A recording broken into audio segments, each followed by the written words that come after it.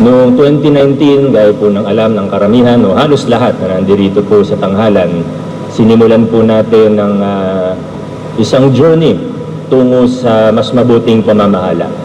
Naglinis tayo ng pamahalaan, nagreforma tayo ng procurement. Long story short na po, hindi ko na po masyadong idedetalye. Alam nyo na naman po kung ano ang nangyari. Alam nyo po kung ano yung mga napagtagumpayan natin, mga dating sinasabi na imposible, ginawa natin posible at pilit nating nakamit dito sa ating lungsod. Ngayon po, 2025, fast forward 6 years later mula 2019, nandito na po tayo. Pareho pa rin ang ating mission, pero yung mga detalye nito, paano nag-e-evolve? Yung mga kailangan natin tanungin sa ating mga sarili, kami bilang mga halal ng bayan, bilang mga opisyalis ng ating pamahalaan, nagbabago po yung mga tanong. Kung noong 2019, ang tanong ay kung paano natin lilinisin ang ating pamahalaan, paano natin tatanggalin ang korupsyon. Ngayon, ang tanong naman po, dahil napagtagumpayan na natin ng paglilinis, hindi man 100% but a substantial amount, ngayon po, anong gagawin natin dun sa sobra na pondo? How do we spend this money wisely, efficiently, and ultimately in a way that will redound to the benefit of the Pasigueño citizen?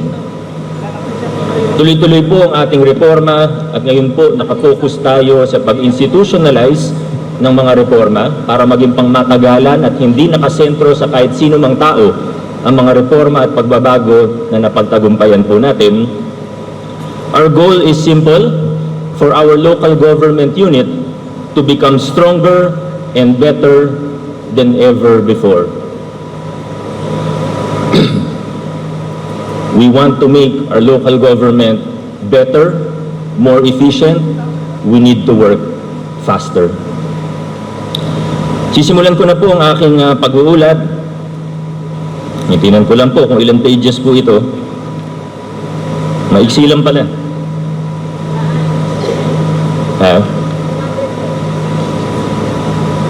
624 letters, 624 letters. Mas maiksi po ito kaysa last year. Medyo seryoso lang po, alam niyo naman yung bandang gitna, medyo seryoso. O yung mga nasa likod, ay okay lang po, hindi po ako ma-open. Kung pumigit muna kayo, wag lang po kayong ihilik. Economic development and better revenue generation performance. Medyo may echo po, sounds. Still focusing on the ease of doing business to make it easier for business people to do business in the city of Pasig. Buong implementasyon ng EBOS or ang ating business one-stop shop, end-to-end digital business permit processing system mula po ito sa form na online na hanggang sa pag-upload ng mga dokumento hanggang sa pag-issue ng electronic permit. Napagtagumpayan na po natin ito at muli po tayo ay finalist. Hindi ko alam kung ilang taong consecutive na, pero muli po tayong finalist ng Philippine Chamber of Commerce and Industry para sa most business-friendly, highly urbanized city. Tuloy-tuloy din po ang suporta natin, hindi lang sa malalaking negosyante, pero kundi lalo na sa ating mga micro, small, and medium enterprises, yung tapat loan sa tulong ng ating City Council. Sa lahat naman po ng sasabihin ko, sa tulong po ng City Council, tinaasan po natin yung mga loan sa ilalim ng tapat. Tuloy-tuloy po ang empowerment natin sa maliliit na negosyante. 23 million na po ang na-disperse natin, more than 2,300 loanees. Tuloy-tuloy din po ang pag-promote natin ng mga produkto Pasigueño gaya ng nabanggit ni Vice Mayor Dodot kani-kanina lamang. Mga kooperatiba po natin sa pamamagitan o sa tulong ng ating Co-op Development Office at ng ating Co-op Council, we have seen commendable growth of our cooperative sector. Pasig CDO has the highest number of compliant cooperatives among those in the National Capital Region for this calendar year. Ang hirap umubo dito sa microphone na ito, hindi ako makaiwas. Revenue generation efficiency, ito mahalaga po ito. 2024, we once again achieved significant financial growth. Total operating income po natin nasa 17.2 billion pesos, reflecting a 10.96, almost 11% growth. Kaya ko lang po kung gumagana yung PowerPoint sa likod ko. Kita nyo naman po, hindi na natin isa-isahin yung mga numbers na yan. Ang gusto ko lang po ipunto dito, ang ating local tax revenues, local sources of income, showed robust growth, underscoring the city's self-reliance, growing by 11.48%. Sa buong Pilipinas, tayo po ang number 2 LGU pagdating sa ratio of local sourced revenues to total operating income. Pag sinabi pong total operating income, yan po yung kasama na yung national tax allotment po natin at iba pa. So 84.74% po, number 2 po tayo dito. At nagawa po natin ito nang hindi tayo nagtataas ng kahit 1% sa mga buwis po sa lokal na pamahalaan. We did not raise the rates of business taxes. We did not raise the rates of real property taxes o yung amilyar. And I would like to take this opportunity today to commit once again to the people of Pasig that in the last 1,000 days ko po bilang mayor, in our last 1,000 days, hindi pa rin po tayo magtataas ng RPT or business tax. Yung sa amilyar, dahil sa RP Bara, para sa mga nakakaalam, maaaring magtaas tayo ng tawag dito, yung pag-assess natin, baka magbago yung assessment natin. Pero magbababa tayo ng rates para ganun pa rin po yung babayaran ng ating mga taxpayers. Yung sabi ko lang, unahan ko lang po para hindi po magpanik ang mga gabayad ng buwis. Sabihin na yung assessed value biglang tumaas, bababaan po natin yung assessment rates para relax lang po tayo. Hindi tataas yung binabayaran nating RPT. Alam ko yung mga nakaupo banda dito, mga hasyendero po ito, kaya yun po talaga yung unang tinatanong nila. We're also pursuing various tax cases para sa mga, sa totoo, ito yung mas mayayaman, na ayaw magbayad ng tamang buwis. Hindi na natin kailangan magbanggit ng pangalan. Kilala nyo na po kung sino yung number 1 dito. The administrative remedy of garnishment for the first time in our city's history, sinubukan po natin gawin. We have exercised the administrative remedy of garnishment for the first time pursuant to the collective efforts of the City Treasurer's Office, the Admin Office, and other offices for the collection of delinquent local business taxes due to the city. Doon nung sinubukan natin, hindi ganun karami yung pera na nasa loob ng bank accounts. Siguro a little less than 100 million yung naabutan natin so far. Pinagarnish po natin sa bangko. Billion kasi yung utang, pero at least mas okay na sa zero. Tapos ipapursue natin yung kaso. Pag nakolekta po natin yung mga utang sa atin, yung mga ninakaw sa atin, huwag na tayo gano'n pa.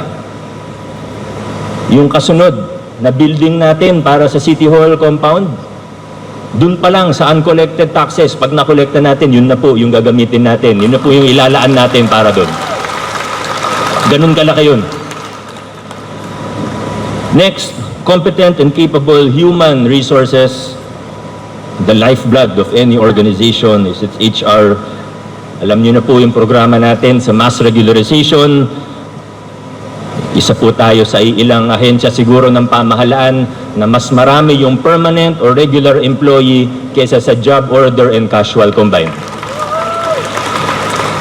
Transparency, participation, and accountability, and strict compliance to standard processes, starting with planning and budgeting that we take seriously. Kasama po kayo dyan.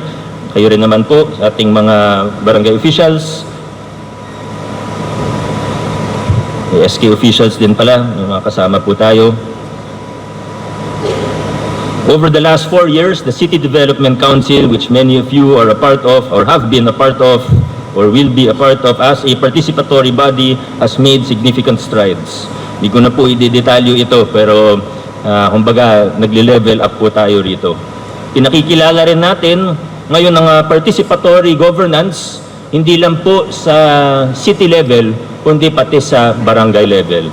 Meron na po tayong 8 barangay na nakasama na sa Participatory Barangay Development Planning.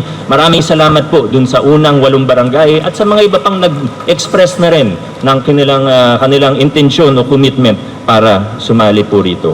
Alam kong experimental po ito, hindi siya ganun kadali, extra effort po ang kailangan, extra na trabaho kung tutuusin, pero kung gusto po natin na magtiwala sa atin ng taong bayan at para gumanda rin, maging mas efficient ang ating paggogobyerno, tingin ko napaka-importante po nito. Kasabay sa pagbibigay ng taong bayan ng bagong mandato sa administrasyon and po ang ating CSOs, at syempre kasama po dyan ng institutionalization sa tulong ng ating City Council ng accreditation process and selection of CSO representatives to the local special bodies. Next, institutional integrity.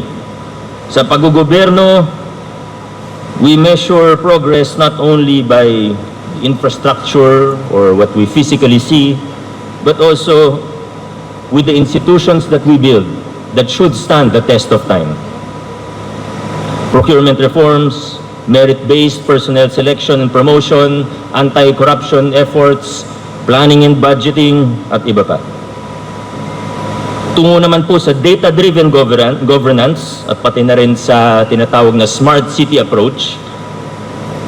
Successfully, we have integrated Pasig Pass, which started out as a contact tracing app, with the national ID system. Makakatulong po ito dahil mababawasan yung mga peking account, we will eliminate fraud, and this will enable us to deliver services better and more efficiently to the people of Pasig. Maraming salamat sa PSA.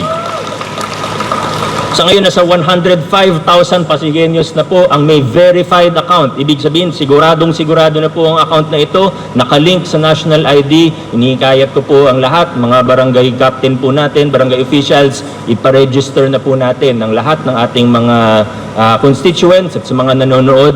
Gawin nyo na po ito para makakuha po kayo ng pamaskong handog po natin. Pero hindi lang pamaskong handog, sa lahat ng serbisyo, i-integrate na po natin ito. The different sectors, better services for Pasigueños of all sectors, product of strong fundamentals as we have discussed earlier, social services and inclusive development. Para sa senior citizens, unang-una po sa lahat. Natuwa po si Councilor Edith nung nabanggit po ang senior citizen. Siyempre, nandyan po ang local senior pension na padagdag ng padagdag ang bilang ng mga benepisyaryo. At sa 23,810 na po ang kabilang sa LSP. Yung expansion, para sa mga nagtatanong, para dun sa 4,000 and below na SSS, inaantay lang po natin yung MOA sa SSS para sigurado po na tama yung mga deklarasyon, tama po yung kung sino yung dapat mabigyan. May taga-SSS ba dito? Pa-follow up sana ako. Yung sa octogenarian, nonagenarian, and centenarian po natin. Excuse me po. Inilunsad na rin po natin yung birth month health check-up para sa mga senior citizens. Nailunsad na rin po natin ang Magocoro Elderly Care Facility in partnership with JICA and INFIC. Para naman po sa persons with disabilities, meron tayong MOA with the Pediatricians Educational Development Support Group ng Medical City para sa developmental assessments ng mga indigent, ng mga kabataan na may disabilities at para sa iba pang talagang ito yung nakita nating challenge natin. The PWD Welfare Code, Continuous Welfare and Other Support Programs for persons with disabilities, and for our social pension for bedridden Pasigueños, isa sa bago nating programa, nakapag-identify na tayo ng 364 bedridden PWDs or bedridden Pasigueños na target po natin na before the end of the year ay mabibigyan na po sila ng unang 1,500 nila para sa social pension for bedridden citizens. Pagdating po sa employment, let us take a look at our PESO office in numbers. Almost 14,000 applicants have been referred to their partner companies. Almost all were successfully placed. Job fairs partnership with private industries, industry forum, career guidance, support assistance at marami pa pong iba. Yung Hire Pasig, yung digital job referral information system po natin. The work on protection of children and the fight against VAUSI. Nagtitrain tayo ng mga nurses ng CHD dun sa 4 Rs framework, recognize, record, report, and refer under the Women and Children Protection Program. We inaugurated the child-friendly space in the Pasig Mega Market. Aktibo po ang ating local council for the protection of children at yung LCAT VAUSI, the local committee on anti-trafficking and violence against women and their children. Meron tayong bagong Population Development Office. Councilor Cory, maraming salamat po. An initiative that reflects our belief that sound planning begins with our understanding of our population or of our people. Education and youth development. Yung scholarship program po natin, taon-taon ay lumalaki.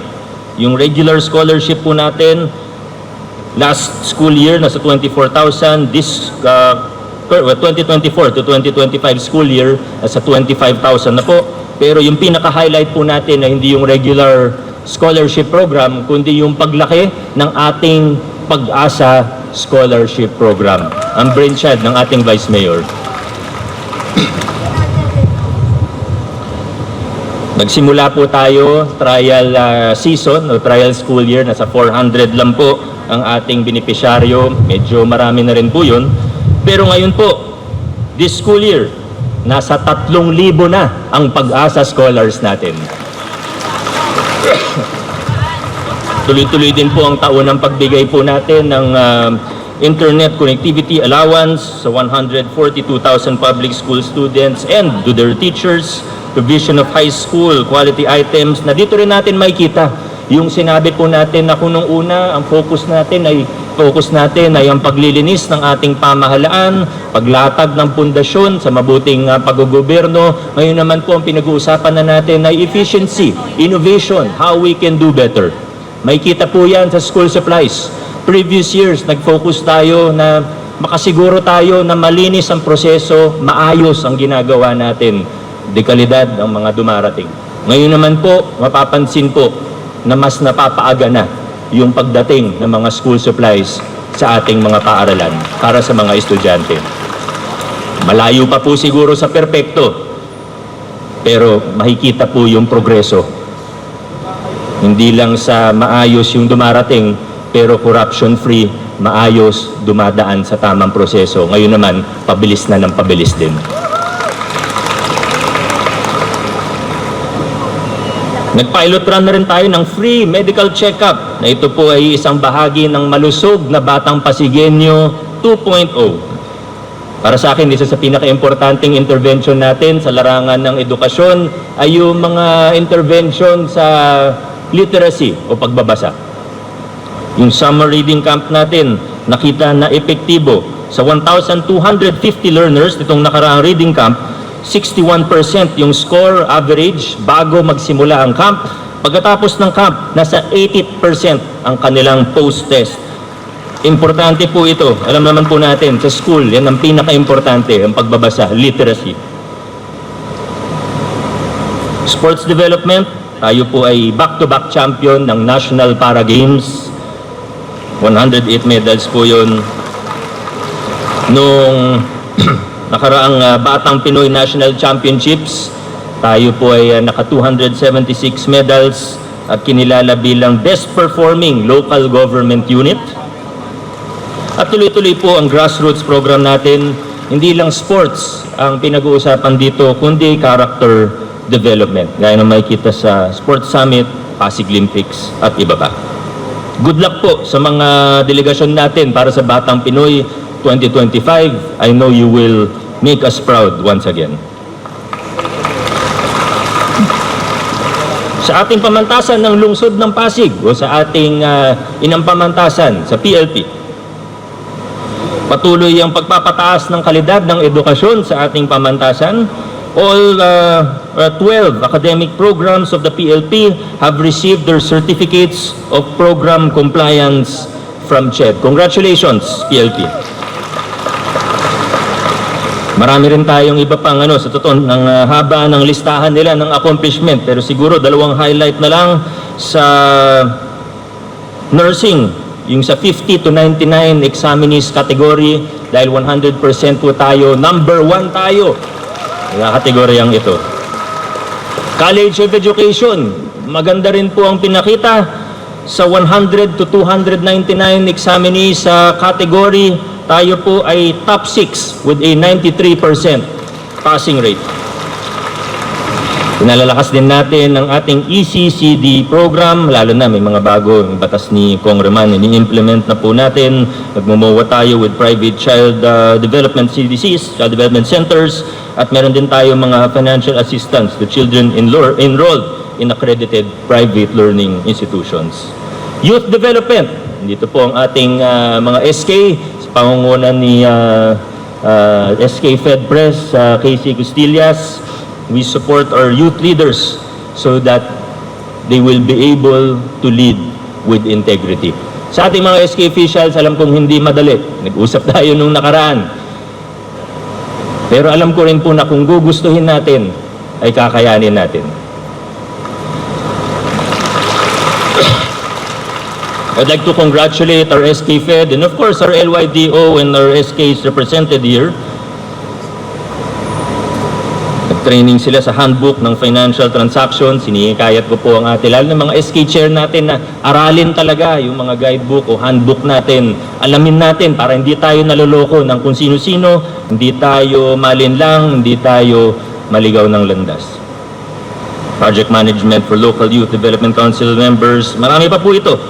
Yung Junior City Officials program natin, na medyo nag-expand tayo. Nakita niyo yung Junior City Mayor at iba pang mga opisyalis natin. The Pasig Youth Parliament. Napakaganda nung naging Pasig City Youth Parliament. Tsaka yung Galing Kabataan Awards and the Seal of Good Youth Governance that was piloted under the leadership of our SK Federation. Congratulations, Councilor Casey and the rest of our SKs.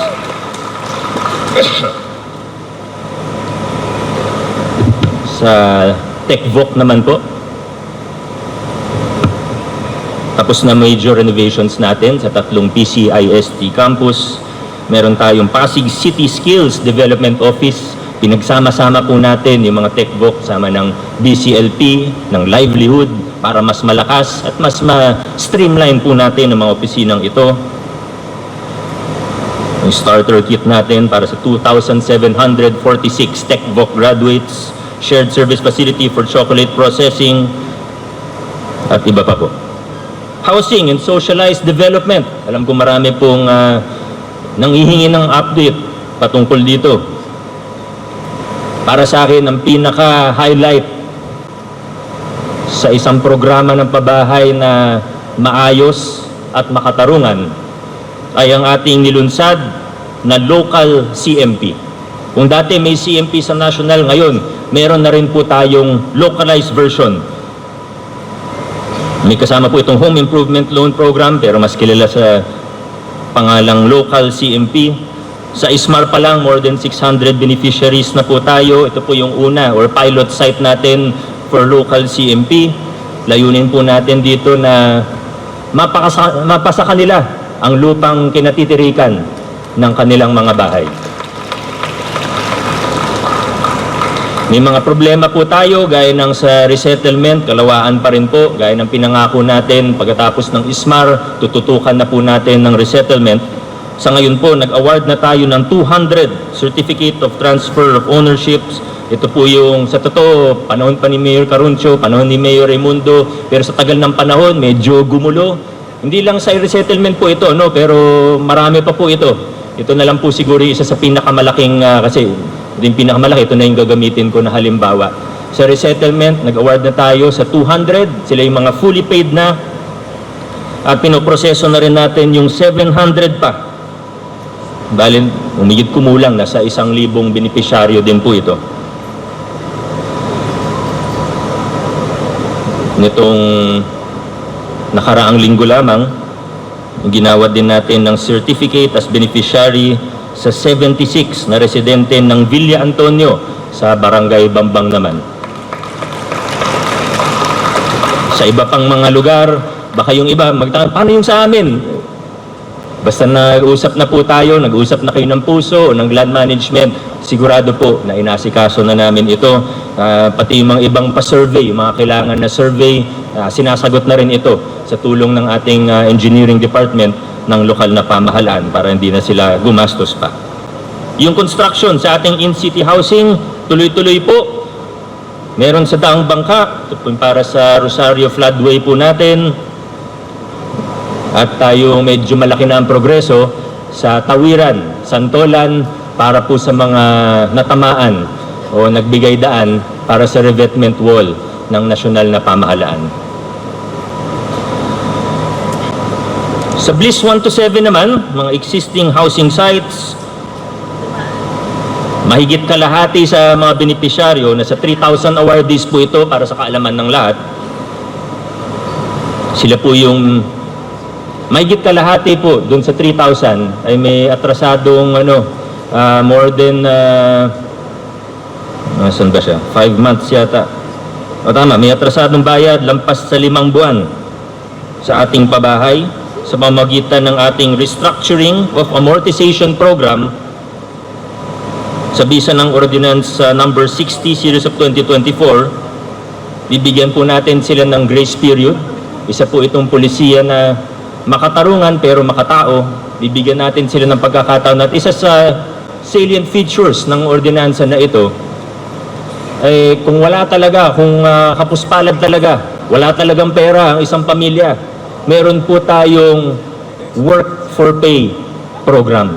Tingin ko isa ito sa groundbreaking na naipasa ng sanggunian natin sa tulong ng puso. Sa serbisyo pangkalusugan tungo sa universal healthcare o serbisyong pangkalusugan na abot kaya ng bawat isang mamamayan alinsunod sa Universal Healthcare Act. Tuloy-tuloy po ang ating trabaho para sa mas accessible health services mula sa ating mga pasilidad. Sa PCEGH, alam po natin ang problema, alam po nating napupuno, lalo na ang emergency room. Natapos na po natin yung waiting area sa ER at yung extension po ay matatapos sa taong, malapit na naman, ilang buwan na lang po, sa 2026, matatapos na rin po ang ating ER extension. Siyempre tuloy-tuloy po ang tulong pinansyal natin sa mga pasyente ng ating dalawang ospital sa PCGH na mula January to September lamang ng taong ito. Bukod sa mga iba pang tulong ng nasyonal na pamahalaan, tayo po ay nakapagbigay ng 163 million worth in medical assistance sa ating PCGH. At sa kabilang ospital naman po, sa Pasig Hope Medical Center, nasa 66 million naman po yung sa Pasig Hope Medical Center natin na 57% complete na as of September 2025, on track for completion on February 2026. Excuse me po. Gusto ko lang din po kunin ng pagkakataon para i-congratulate ang PCGH. Sila po ay kinilala bilang top referring hospital para sa organ donation ng NKTI at nabigyan po sila ng NKTI ng award for championing renal healthcare. Yung Mega Dialysis Center naman natin ay kinilala ng DILG sa pamamagitan ng Subaybayani Award for Exemplary Practices. Ang sabi po sa akin ng ating partner ng PPP sa Mega Dialysis Center, ito daw po ang currently ang dialysis center sa buong Pilipinas na may pinakamaraming bilang ng operating dialysis machines. Tuloy-tuloy po ang mga tulong natin sa mga senior citizen at iba pa, gaya ng rescued individuals, ambulant food vendors, first-time job seekers, yung mga x-ray, naka 13,000 po tayo na libreng x-ray, ultrasound, yung mammography, nasa halos 3,000 examinations din po. At meron din po tayong medical assistance na tulong ng ating Vice Mayor and City Council sa Rizal Medical Center para sa indigent patients. Health personnel, tuloy-tuloy ang training natin, pati hiring, regularization ng ating mga healthcare personnel. May 59 po tayong bagong Pasig Health Aid, pero muli po, pinapaalala ko sa HR at sa CHD, ang target po natin ay 1:1,000 population. Ibig sabihin, 1 Pasig Health Aid for every 1,000 Pasigueños. Para talagang kilala nila, mga nasasakupan nila, mas makakapag-ikot sila ng maluwag, ng mas madali, at pati yung mga follow-up, yung mga check-up, mas madali po natin gagawin, mas efficient ang ating mga health aid. Tuloy-tuloy po tayo magtatrabaho hanggang maabot natin yan. Tungo rin sa universal healthcare. 1 Pasig Health Aid is to 1,000 Pasigueños. Marami pa po iba't ibang training na nakalista po rito, hindi lang sa Pasig Health Aid pero sa iba't ibang personnel po natin. Marami sa mga programa ng health, sa totoo hindi natin nababanggit pag State of the City Address. Yung pag-accredit po natin sa mga PhilHealth programs, yung mga ginagawa natin sa HIV/AIDS, geriatric care, hospice home care, yung sa NCD, non-communicable diseases po natin, yung 3 additional insulin sites po natin sa Pinagbuhatan, May Bunga at Karangalan para dun sa nangailangan ng insulin, National Tuberculosis Control, sa sanitation, nutrition, pero yung sanitation and nutrition, kailangan po ng special mention. Nasaan ba ang mga doktor natin? Ano? Na low sugar? Ano ba? Yung sanitation po natin, nakita natin ang kanilang napakagandang programa para sa mga ambulant vendors. Sa ngayon po, nasa 1,089 na po ang ating ambulant vendors na may health ID. At least mas safe din para sa mga bumibili at kumakain po ng mga street foods natin. Sa nutrition, natanggap po natin sa panguna ng City Nutrition Office and City Nutrition Committee po natin ang Best LGU in Nutrition Governance, Best LGU in Infant and Young Child Feeding Program, and Best LGU in Nutrition Promotion for Behavioral Change. Nakuha din natin ng Green Banner Seal of Compliance Award for 2024 at wala po siguro si Ma'am Jenny dito pero baka nanonood po siya sa Facebook Live. Most Outstanding City Nutrition Action Officer 2024, si Ma'am Jenny po natin. We are truly many steps closer to achieving our goal and our mission of fully localizing universal healthcare in the city of Pasig. Pagdating naman po sa public order, safety, and disaster preparedness, ang pinaka-latest po natin na suporta sa mga national government agencies na nung sa BFP, mga bumbero po natin, 3 fire truck, 1 transport truck, yung mga emergency go bags po natin na medyo nakilala po ulit, hindi lang po sa bawat household, kundi pati na rin sa mga ibang sektor gaya ng TODA, sa mga UV, sa jeep, sa mga paaralan po natin, na mahagi po tayo ng go bag at lahat po sila ay may go bag. Simula tayo noong 2024, financial assistance to disaster-stricken LGUs at yung mga tulong po sa ating mga kababayan na medyo nahihirapan dahil po sa mga naging lindol at bagyo. We have now capacitated even our barangays and communities to be ready for disasters. Maraming salamat sa mga punong barangay na nag-attend at nag-graduate mula sa BICS po natin. Mga Magagaling na sa ICS ang ating mga kapitan. Kap Ambo, maraming salamat din po.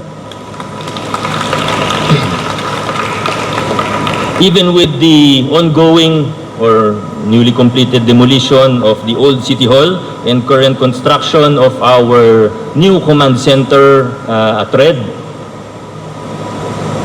tuloy-tuloy lang po tayo at estimated completion of the new command center will be in 2026. This will be abangan nyo na lang next year. Urban renewal, culture, heritage, and identity. Una na po dito ang environmental management. Nag-distribute tayo ng 1,400 heavy-duty garbage disposal bins to be placed in 700 strategic locations. Ito po yung para sa mga lugar na hirap tayo dahil marami tayong looban sa Pasig, naglalabas sa hindi tamang oras, hindi natin mahuli kung sino ba yung naglalabas. Tayo aminado naman pag nahihirapan tayo sa isang bagay. Sa tulong ng mga barangay po natin at sa Senro at Suamo, mukhang ito na yung isa sa solusyon dito. Water quality management, Gawad Taga-Ilog, first runner-up overall and champion in habitat resources and management. Ito po yung sa parte ng San Joaquin at Buting, dun sa May Linear Park po natin. Congratulations po, lalo na sa Senro.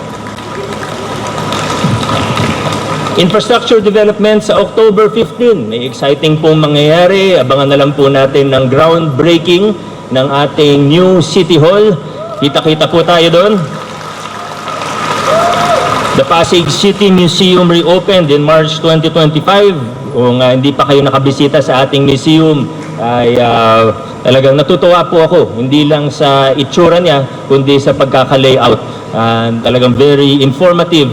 At ako, nung umikot ako doon, ang dami kong natutunan tungkol sa ating lungsod at sa kasaysayan nito. Pasig City Library, nasa 90% complete for soft opening na po, malapit na. Ang May Bunga Rainforest, kanina sa flag raising, ay siguro nakita po ng iba, nakatanggap po tayo ng Pearl Award. Di ko alam yung exact na pangalan, pero isa sa sustainable tourism sites sa buong Pilipinas. National Award din po ito. Congratulations sa ating May Bunga Rainforest Park. Pero siguro pagdating sa usaping infrastruktura, isa sa pinaka-importanting pag-usapan natin ay ang binubuo po natin o ang binabalangkas po natin na flood control and drainage master plan. Para hindi na po tagpi-tagpi, hindi na po nagtatalo yung mga nagde-design sa iba't ibang lugar, mula national program hanggang barangay project, kailangan mag-uusap-usap na at gagawa tayo ng parabang menu na ito yung mga problema, ito yung mga solusyon, kung may gagawin tayo, dito na lang tayo pipili. At napag-aralan talaga. Tapos na mga panahon, nagagawa ng 2 drainage na magkatabi, pero yung level hindi nagtutugma, kailangan gagawan ulit ng panibagong project. Tapos na yung ganun sa lungsod ng Pasig. Maayos na po tayo at this year matatapos ang ating flood control and drainage master plan. Nasa 80% na po tayo. Hanggang early next year siguro, pinaka-late na po yan. At kung konsultahin po natin, syempre ang ating mga barangay po rito. Yung transport master plan, ganun din. At yung maganda dito, nag-uusap din po yung mga gumagawa ng drainage master plan at yung transport master plan po natin. The CTDMO, engineering, at lahat po ng mga ibang opisina na involved po dito. Para sa mobility, meron tayong ginagamit ngayon na tool for better transportation planning para hindi tayo nanguhula. Kasi alam niyo naman, pag nasa gitna tayo ng intersection, ang daling mag-suggest, ang daling, hindi na natin magmarunong, ang daling, kahit naman ako, di ba, pag nasa daan, sabihin ko, hindi, pwede ito, dapat ito yung priority, dapat ayusin natin. Madaling mag-suggest, madaling mag-theorize, madaling na anecdotal, pero kailangan talagang nakabase sa datos, lalo na ang Pasig, ay wala, gitnang-gitna tayo . Alam naman po natin, totoo ito. Kaya ginagamit natin yung CIRMO by Mobility Vision Plus. Gumagamit po ito ng AI and this supports evidence-based planning and enhances our decision-making ability for transport and mobility development. Maraming salamat sa Mobility Vision Plus. Nakakatulong ito ngayon sa pagbuo natin ng transport plan. Yung Nagpayong Civic Complex, the site development plan has been approved. Ako talagang excited po ako para rito. For site development, we have an initial investment of roughly 50 million pesos, kasama yung kalsada at iba pa. Na-aprobahan na rin natin yung pag-soil test ng DepEd para sa bagong paaralan sa Nagpayong.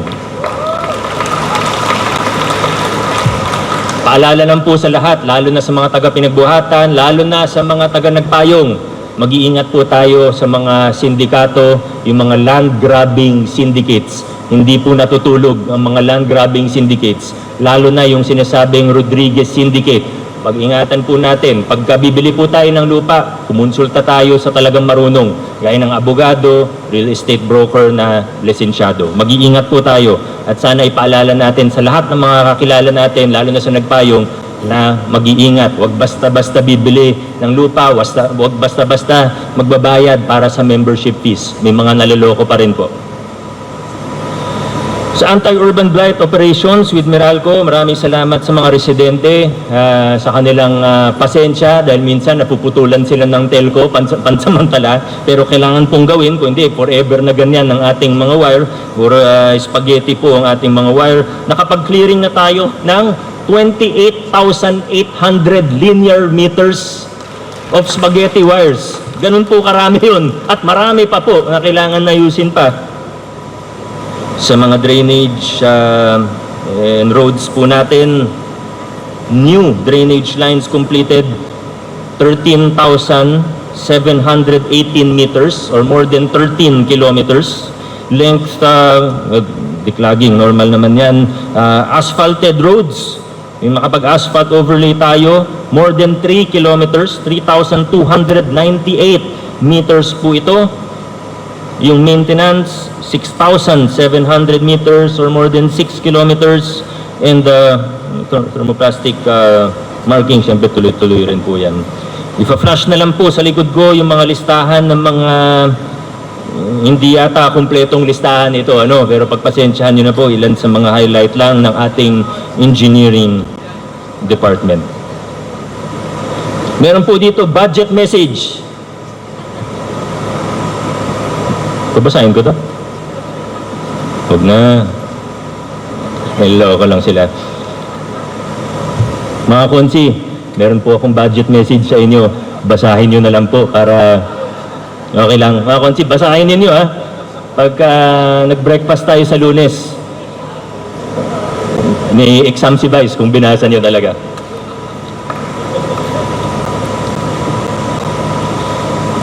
Pero alam niyo, itong budget po kasi, yung sa dulo na lang yung siyempre tuwing binabalanse natin lahat. Siyempre, pagtanungin natin ng health department, pagtanungin natin ng ospital, pagtanungin natin ng engineering, siyempre, ang dami natin gustong gawin para sa ating mga kababayan. Kahit sabihin natin mayaman ang lungsod natin, kailangan pa rin nating mamili kung ano yung mga gagawin. Kaya malamang sa malamang, next fiscal year ay magsusupplemental budget po tayo para maisama pa po yung mga hindi kasama sa ating appropriations ordinance na ipapasa this year. Ladies and gentlemen, we have laid the foundations for good governance. Hindi natin sinasabi at hindi natin kailanman sasabihin na perpekto mga ginagawa natin. Malayo pa po. Pero kung meron tayong maipagmamalaki bilang mga Pasigueño, ito po yung nailatag na natin yung mga pundasyon para sa mas mabuting pamamahala, para sa mas transparent na paggugoberno, para sa pakikilahok ng taong bayan sa ating gawain, para sa mas pinalakas na pananagutan ng mga opisyalis ng gobyerno sa taong bayan. Once again, we have laid the foundations for good governance, and now our approach or the questions we have to ask ourselves is now shifting. How do we act more efficiently? How do we move faster? How do we do better in everything that we do? Para sa mga CSOs, Tanungin natin ang sarili natin. Nakilahok na ako noon, pero paano ko mas palalalimin pa patataasin pa ang antas ng aking pakikilahok o engagement sa ating pamahalaan? How can I contribute more to the local special body that I am a part of? Para sa ating mga hepe ng units, opisina, ng departamento, opo, masaya tayo dahil marami tayong accomplishment, pero sana regular nating tinatanong din ng ating mga sarili, nag-i-innovate pa ba ako? Nagsisikap pa ba ako na pagandahin pa ang trabaho ko at ng opisina ko? O naging kampante na ba ako dahil maganda naman yung performance? Pwede ko pa bang pabilisin ang aksyon ng aking opisina? Ano pa ba yung pwede kong gawin? Sa ating mga konsehal, tanungin natin ang ating mga sarili. Lagi pa bang nangingibabaw ang interes ng nakararami? O nahahaluan na ba ng masyado ng politika ang aking mga desisyon, ang mga pulisiya na aking sinusulong? Sa ating mga barangay officials, sama na po natin yung SK, pero lalo na sa ating mga barangay officials, tanungin po natin ang ating sarili.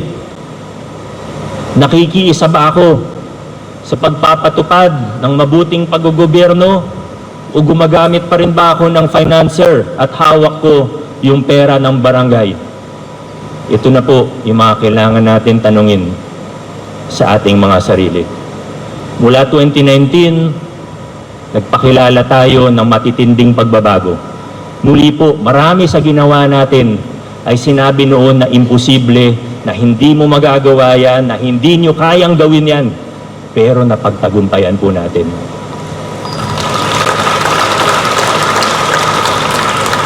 Hindi naging madali. Tinaya natin, buhay natin mismo. Pero aminin ko na sa paglilinis natin ng ating pamahalaan, nakafocus tayo sa ating city government o lokal na pamahalaan, pamahalaang lungsod, hindi natin masyado natutukan ang ating mga pamahalaang barangay. But now, with a supportive city council, with an honest vice mayor, with our councilors who have proven their integrity, and not just integrity, but willingness to fight for good governance, mas matututukan na natin ngayon ang mga pamahalaang barangay. Hindi po ito para sa akin, hindi ito para sa amin, hindi ito para sa kahit sinong isang tao, individual. Ito po ay para sa lungsod natin, para sa mamamayang Pasigueño, at para na rin sa mamamayang Pilipino. Ginagawa natin ito para sa kanila. Sa gitna ng lahat ng kontrobersiya, sa lahat ng problema na hinaharap ng ating bayan, sana po pare-pareho po tayo na nagdurugo ang puso. Sana po pare-pareho tayo na naghahangad, na inaasam-asam natin ang isang mas maayos na Pilipinas. Huwag tayo tumingin sa masyadong malayo.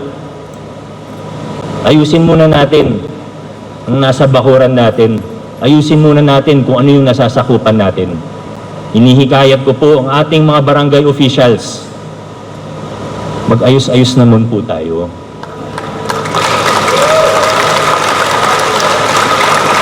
Hindi ko po nilalahat. Marami na akong nakitang mga barangay na maayos, maganda ang serbisyo. Pero wag na rin po tayong maglokohan. Marami sa mga opisyalis natin sa barangay, alam na po natin kung ano ang ginagawa. Huwag kayong magmamalaki sa akin na malakas kayo kay COA Commissioner Lipana. Gagawin natin kung ano ang tama sa lungsod ng Pasig.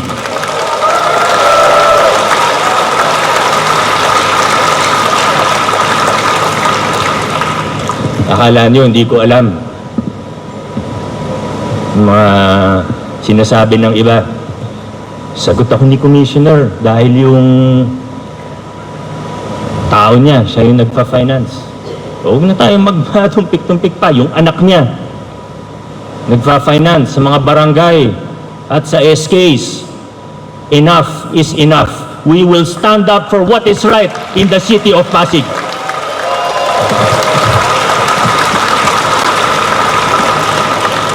Mga kaibigan, nailatag na po natin ang pundasyon para sa mabuting paggugobyerno sa lungsod ng Pasig.